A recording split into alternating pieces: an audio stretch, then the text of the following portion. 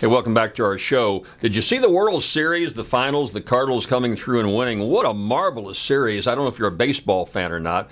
I'm a big sports fan. And of course, it depends on where you live in terms of your intensity. I saw it so dramatically in the two locations I've been in here recently. First of all, I went to high school in St. Louis, went to a class reunion recently up there. The Cardinals are all they're talking about. They're diehard St. Louis Cardinal fans up there. They don't really follow LSU where I live, the number one team in the country, professional football, a little bit. Their pro football team's not much to talk about. It was all St. Louis Cardinals. They went nuts over that. And I was up in North Carolina. I got a place up in the mountains in North Carolina, and I was visiting some stations up there this last week. So on Thursday night, the sixth game of the World Series, where at that point in time it was a must-win because the Texas Rangers had a 3-2 lead.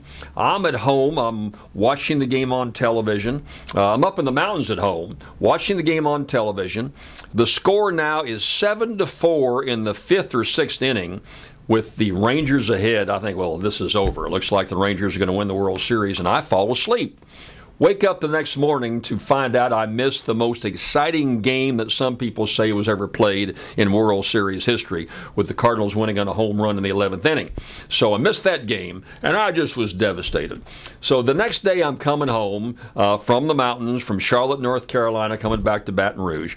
Okay, we're going to watch the seventh game. The series has gone to 7 games. It's now 3-3. They're in St. Louis. I'm getting emails from a lot of my friends by the minute. They're so excited about this game. I'm going to watch this game, right? So I get to the airport about 4 o'clock. I'm going to get home in time back to Baton Rouge for 7 o'clock at night. I check in, all's well.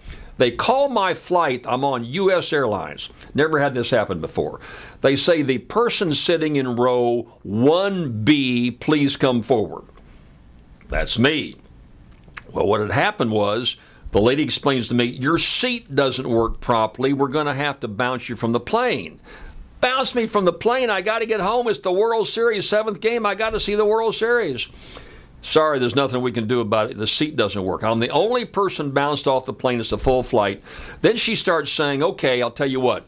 Anybody who will wait till for 5 hours to the next plane will give you a free plane ticket and $200. I thought it was a pretty good deal. A bunch of kids out there. Nobody took it. I shout out in the waiting area, I'll add another $200. I'll put up $200 to get home for the World Series.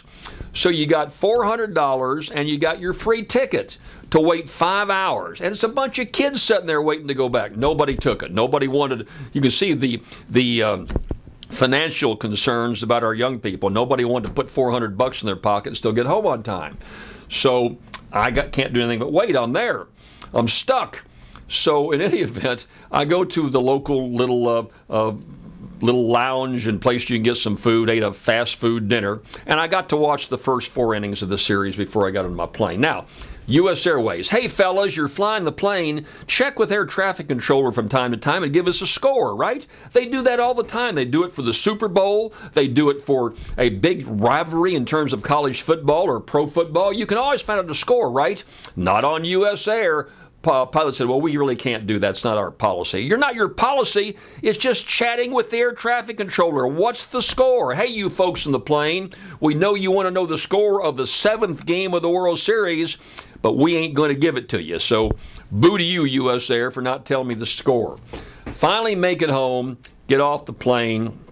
The guy in baggage says, recognized me, he said, hey there, Mr. Brown, say, tell me that score. He says, the Cards won. They won pretty decisively in that 7th game. So tickled to death to tell you my sports story. Now, the big news this week, of course, is my home school, LSU, number 1 team in the country, playing Alabama in what some people, Tim Brando, the sports coordinator and announcer for CBS News, saying is going to be the game of the century.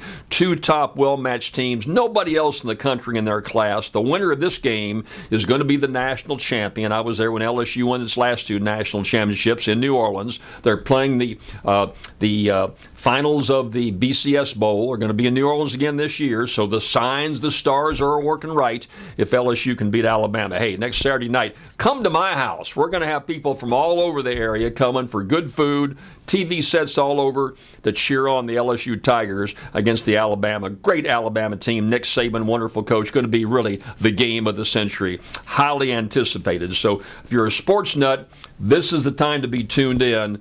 Go Reds, go Cardinals. Glad you won that game. Go Tigers, and we'll give you the results here next week. Hey, going to take a break right now. I'll be right back here on Jim Brown's Common Sense.